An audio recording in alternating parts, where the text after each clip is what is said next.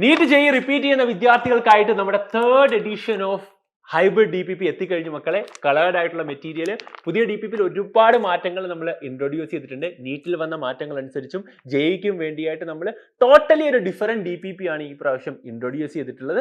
Detailed ആയിട്ട് ഞാൻ ഇതിനെക്കുറിച്ച് പറയാൻ വേണ്ടിയാണ് ഈ വീഡിയോയിൽ വന്നിട്ട് മുഴുവനായിട്ട് കാണുക. അതിനോടൊപ്പം തന്നെ എനിക്കൊരു കാര്യം പറയാനുണ്ട് മക്കളെ.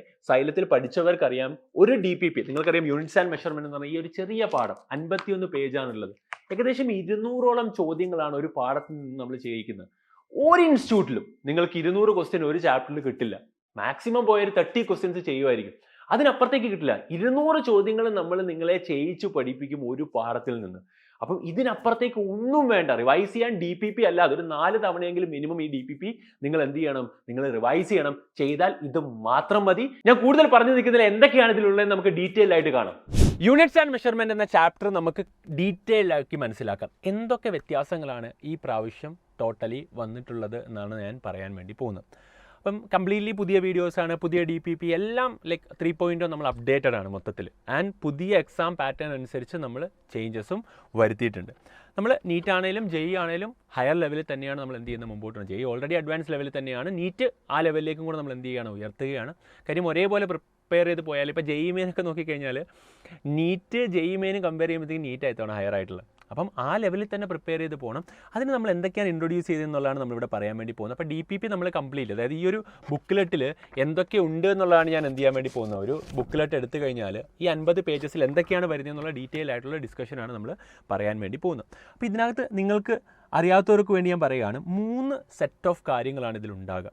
അതായത് ഒന്നാമത്തെന്ന് പറയുന്നത്, ഫസ്റ്റ് പറയുന്നത് വീഡിയോ ക്വസ്റ്റ്യൻസ് ഉണ്ടാകും ആൻഡ് തിയറി അതിനകത്ത് ഉണ്ടാകും. ഇനി ആ തിയറി ബേസ് ചെയ്ത് തന്നെയുള്ള സെക്കൻഡ് വരാൻ വേണ്ടി പോകുന്ന കാര്യമെന്ന് പറയുന്നത് ക്ലാസ് റൂമാണ്. ക്ലാസ് റൂം ക്വസ്റ്റ്യൻസ് ആണ്, വേറെ സെറ്റ് ഓഫ് ക്വസ്റ്റ്യൻസ്.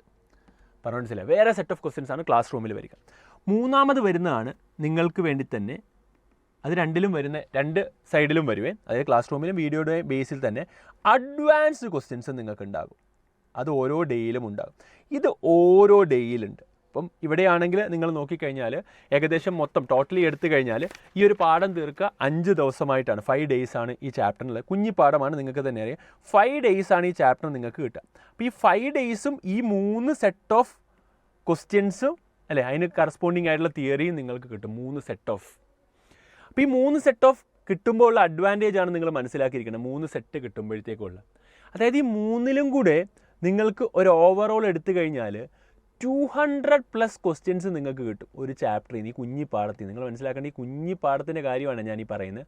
ഓവറോൾ നിങ്ങൾക്ക് ഈ ചാപ്റ്ററിൽ നിന്ന് പഠിക്കാനായിട്ട് 10 ദിവസം കിട്ടും. 10 ഡേയ്സ് കിട്ടും നിങ്ങൾക്ക് ഓവറോൾ പഠിക്കാനായിട്ട്. റിവൈസ് ചെയ്യാൻ വേറെ എക്സ്ട്രാ ഡേയ്സ് കിട്ടും. ആദ്യം സിലബസ് കംപ്ലീറ്റ് ചെയ്യുന്ന സമയത്ത് 10 ദിവസം അതായത് നിങ്ങൾക്ക് ഈ ചാപ്റ്റർ കിട്ടും. അതായത് ഈ ചാപ്റ്റർ പഠിപ്പിക്കുന്നത് കൂടാണ്ട് നിങ്ങൾക്ക് പഠിക്കാൻ 5 ദിവസം കിട്ടും. അങ്ങനെ മൊത്തം 10 ദിവസമാണ് ഈ ചാപ്റ്റർ നിങ്ങൾക്ക് കിട്ടുക. 10 ദിവസം കൊണ്ട് യൂണിറ്റ്സ് ആൻഡ് മെഷർമെൻറ്റ് പച്ചവെള്ളം പോലെ പഠിക്കാൻ പറ്റും. ഏത് ലെവൽ ക്വസ്റ്റ്യൻ വന്നാലും ചെയ്യാൻ തക്ക രീതിയിൽ പഠിക്കാം. അപ്പോൾ ഇത്രയും ലെവൽ ഓഫ് കാര്യങ്ങളാണുള്ളത്. Video, classroom and advance problems. ഞാൻ നിങ്ങൾക്ക് ഒരു എക്സാമ്പിൾ പറഞ്ഞുതരാം. വീഡിയോ ക്വസ്റ്റ്യൻസ്, ഇതിനകത്ത് നമ്മൾ ഉദ്ദേശിക്കുന്നത് കംപ്ലീറ്റ് നമ്മൾ ജെഇ മെയിനും പ്ലസ് നീറ്റിൻ്റെയും പ്രീവിയസ് ഇയർ ചോദ്യങ്ങളാണ് നമ്മൾ ഇതിൽ ഇൻക്ലൂഡ് ചെയ്യുന്നത്. കാര്യം അത് നമ്മൾ ആദ്യം, അത് ബേസിക് ലെവൽ ക്വസ്റ്റ്യൻസ് ആയിട്ടുള്ള കാര്യങ്ങൾ നമ്മൾ എന്ത് ചെയ്യും, ആദ്യം പഠിക്കും. അതിന് അഡ്വാൻസ് വരെ അവിടെ പോകും. ക്ലാസ് റൂം ക്വസ്റ്റ്യൻസ് എന്ന് പറയുന്നത് കുറച്ചും കൂടെ ലെവലുള്ള അല്ലേ, അതായത് അടുത്ത ലെവലുള്ള തിയറി കംപ്ലീറ്റ്ലി പഠിപ്പിച്ചിട്ടാണ് വീണ്ടും ക്വസ്റ്റ്യൻസ് ചെയ്യിക്കുന്നത് അല്ലേ. റിവിഷനാണ് നടക്കുന്നതെങ്കിലും എൻറ്റയർ തിയറി ബേസ് തൊട്ട് പഠിപ്പിച്ചിട്ട് ക്വസ്റ്റ്യൻസ് ചെയ്യും. Class room completely JEE main. Very recent year syllabus മാറ്റം വന്നിട്ടുള്ള കംപ്ലീറ്റ് ജെഇ മെയിനും അവിടെ ഇൻക്ലൂഡ് ചെയ്തിട്ടുണ്ടാകും. അഡ്വാൻസ് പ്രോബ്ലം എന്ന് പറയുന്നത് ജെഇ അഡ്വാൻസ് ലെവൽ വരെ നിങ്ങൾക്ക് ചോദിക്കാവുന്ന പ്രോബ്ലംസ് ആണ്. അഡ്വാൻസ് പാറ്റേൺ ക്വസ്റ്റ്യൻസിനേക്കാൾ കൂടുതൽ അഡ്വാൻസ് പാറ്റേൺസ് ഉള്ള MCQ പ്രോബ്ലംസ് അല്ലേ. MCQ JEE അഡ്വാൻസ് പാറ്റേണിൽ വരുന്ന ചോദ്യങ്ങളായിരിക്കും ഉണ്ടാകുക. JEE അഡ്വാൻസിൻ്റെ പലതരം ചോദ്യങ്ങൾ JEE അഡ്വാൻസ് പ്രിപ്പറേഷൻ സമയത്ത് നമ്മൾ എന്ത് ചെയ്യും, ഒരു പാരലലിൽ നിങ്ങളെ കൊണ്ടുപോകുന്നത് കൃത്യമായി നിങ്ങൾക്കത് തരും. അപ്പോൾ ഇത്രയും ലെവൽ ഓഫ് ക്വസ്റ്റ്യൻസ് ആണ് അതിൽ വരുന്നത്. ഇനി നമുക്ക് ചുമ്മാ ജസ്റ്റ് ഒന്ന് മനസ്സിലാക്കണേ മക്കളെ.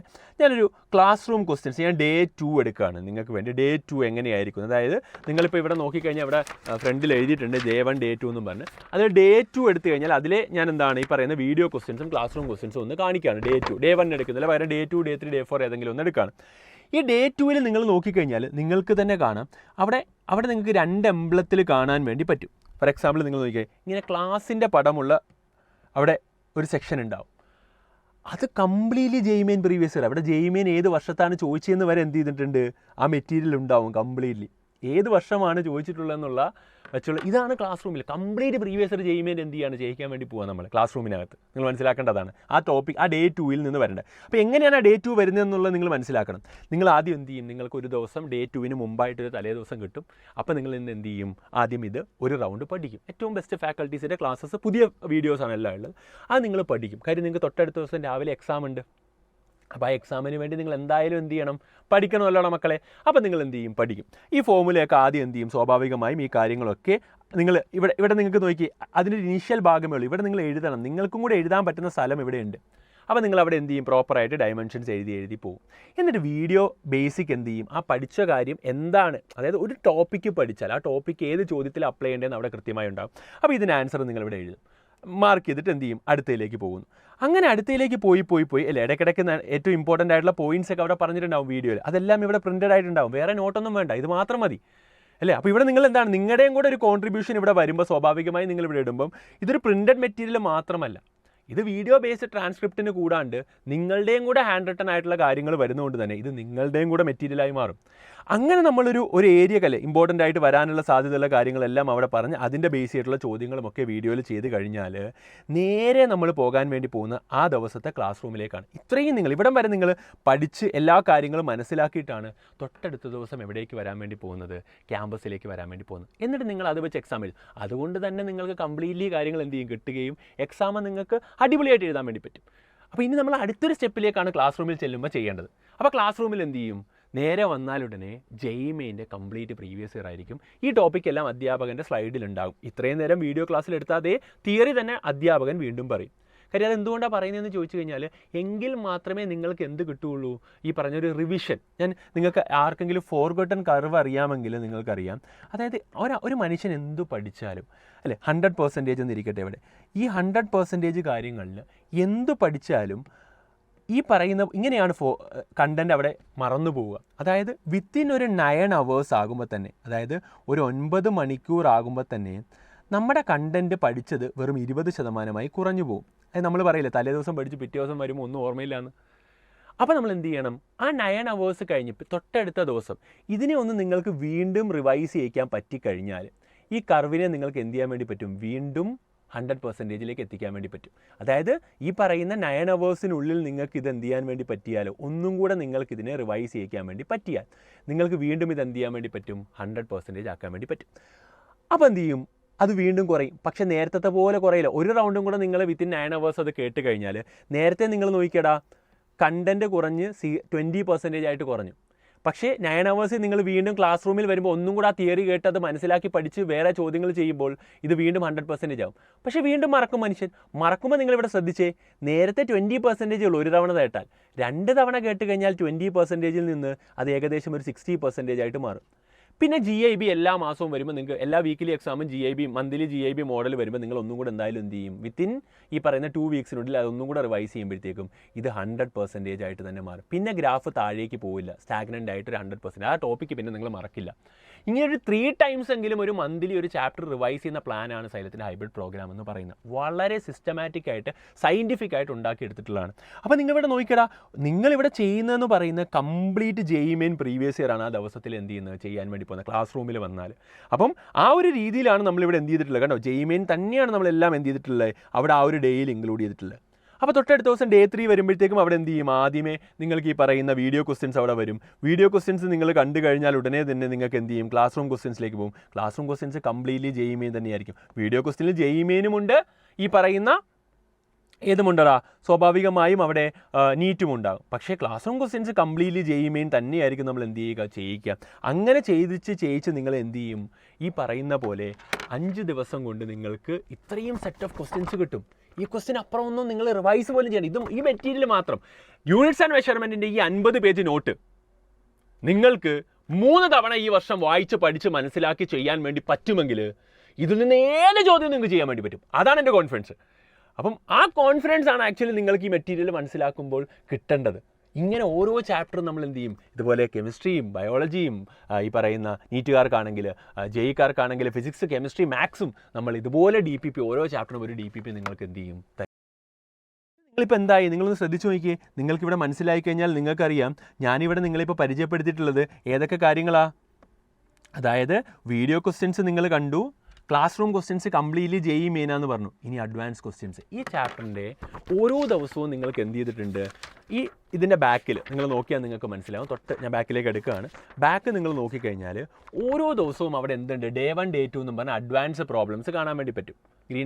ഗ്രീൻ കളർ ആയതുകൊണ്ടാണ് ആ മേളത്ത് നിങ്ങൾക്ക് കാണാൻ പറ്റാത്തത്. ഇപ്പോൾ നിങ്ങൾ Day 1 Day 2 ഞാൻ അതിനൊരു എക്സാമ്പിളായിട്ട് എടുക്കാം. അപ്പം ഞാനിവിടെ അഡ്വാൻസ് പ്രോബ്ലംസ് എന്ന് പറഞ്ഞാൽ Day 5 നിങ്ങൾ നോക്കുക. അതായത് ബുക്ക് തുടങ്ങുമ്പോൾ തന്നെ നിങ്ങൾക്ക് എന്ത് ചെയ്തിട്ടുണ്ട്, ഈ പറയുന്ന പോലെ അഡ്വാൻസ് പ്രോബ്ലംസ് എന്ന ടൈറ്റിൽ അഡ്വാൻസ് ആയിട്ടുള്ള ലെവൽ പ്രോബ്ലംസ് അവിടെ കൊടുത്തിട്ടുണ്ട്. അത് നിങ്ങൾക്ക് ചെയ്യാനും ചെയ്യിക്കുകയും നിങ്ങൾ ചെയ്യിക്കും, കൃത്യമായി ചെയ്യിച്ചേ പോവുള്ളൂ.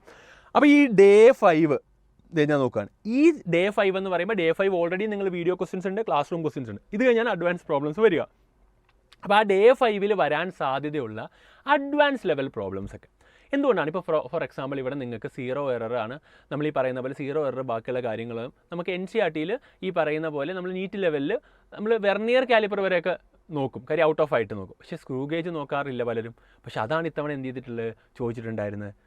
നീറ്റിനാണെങ്കിൽ ജെഇ മെയിനും ചോദിക്കുന്നതാണ്. അപ്പം ആ level of preparation, advance preparation നമുക്ക് ഉണ്ടെങ്കിലേ പറ്റുള്ളൂ. ജെഇ മെയിൻ എന്തായാലും അത് വേണം.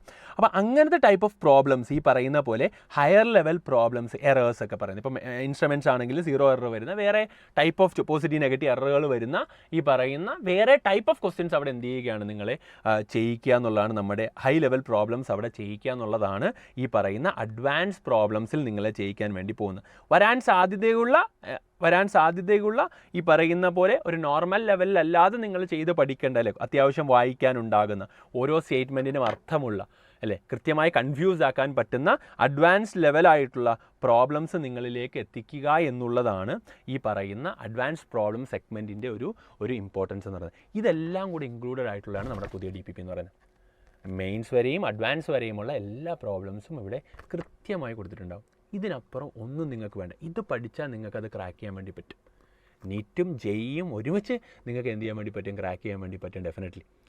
ഫിസിക്സ് അത് കംപ്ലീറ്റ്ലി ഞാൻ പറഞ്ഞാൽ ജെഇ മെയിൻ ആദ്യത്തെ എക്സാം ഉണ്ടല്ലോ Phase 1, അതിൽ നിങ്ങൾ 99% ഫിസിക്സ് കെമിസ്ട്രി വെച്ച് സ്കോർ ചെയ്യണം. മാത്സ് നിങ്ങൾക്കറിയാം ലോ സ്കോറിംഗ് ആണ്, അതുകൊണ്ട് ഫിസിക്സ് കെമിസ്ട്രി വെച്ച് സ്കോർ ചെയ്യാൻ വേണ്ടി പറ്റും. അത് സ്കോർ ചെയ്തിട്ട് കോൺഫിഡൻസിൽ വേണം ഇപ്പോൾ നീറ്റുകാരൊക്കെ നീറ്റ് പ്രിപ്പയർ ചെയ്യാൻ വേണ്ടി. അപ്പോൾ അങ്ങനെ ഒരു മെറ്റീരിയലാണ് നമ്മൾ ഇത്തവണ ഇൻട്രൊഡ്യൂസ് ചെയ്തിട്ടുള്ളത് നിങ്ങൾക്ക് വേണ്ടി. ഒരു സംശയവും വേണ്ട. അവിടെ 200 ചോദ്യം ഏത് ഇൻസ്റ്റിറ്റ്യൂട്ടിൽ ചെയ്യും? ഇവിടെ കേരളത്തിൽ ഏത് ഇൻസ്റ്റിറ്റ്യൂട്ടിൽ ചെയ്യും 200 ചോദ്യം ഒരു ചാപ്റ്റർ എന്നൊക്കെ? ഒരിക്കലും ചെയ്യില്ല, ചെയ്യിക്കുകയില്ല, ചെയ്യിക്കാൻ പറ്റുകയില്ല ആരും. കാര്യം ഒരു സിസ്റ്റമാറ്റിക് ആയിട്ട് ഡെയിലി ഇത് പഠിപ്പിക്കണം, ഇന്നത് ചെയ്യണം, ഇത്ര ചോദ്യം ചെയ്യണം എന്നുള്ളൊരു സിസ്റ്റം ഒരിടത്തും ഇല്ല. അതിവിടെ മാത്രമേ ഉള്ളൂ, സൈലത്തിൽ മാത്രമേ ഉള്ളൂ ആ സിസ്റ്റം നിങ്ങൾ ട്രസ്റ്റ് ചെയ്ത് വന്നു കഴിഞ്ഞാൽ, ആത്മാർത്ഥമായിട്ട് പാഷനേറ്റ് ആയിട്ട് നിങ്ങൾക്ക് വരാൻ വേണ്ടി പറ്റുമെങ്കിൽ ഡെഫിനറ്റ്ലി നിങ്ങൾക്ക് എന്ത് ചെയ്യാൻ വേണ്ടി പറ്റും, റിസൾട്ട് ആക്കാൻ വേണ്ടി പറ്റും. അത് ഞാൻ എഗ്രി ചെയ്യാണ്. പക്ഷേ കോൺഫിഡൻ്റ് ആയിട്ട് എന്ത് ചെയ്യുക, ഇങ്ങ് പോരുക.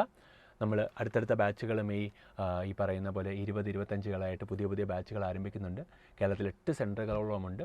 നിങ്ങൾക്ക് ഇഷ്ടമുള്ള സെൻറ്ററുകൾ എന്ത് ചെയ്യാം, ജോയിൻ ചെയ്യാവുന്നതാണ്. അടിപൊളിയായിട്ട് നമുക്ക് പഠിച്ച് മുമ്പോട്ട് പോകാം. All the best guys. അപ്പോൾ താങ്ക് യു. അപ്പോൾ DPP നിങ്ങൾക്ക് മനസ്സിലായെന്ന് വിചാരിക്കുന്നു. എന്തെങ്കിലും സംശയമുണ്ടെങ്കിൽ കമൻറ്റ് ബോക്സിൽ പറയുക. All the best guys.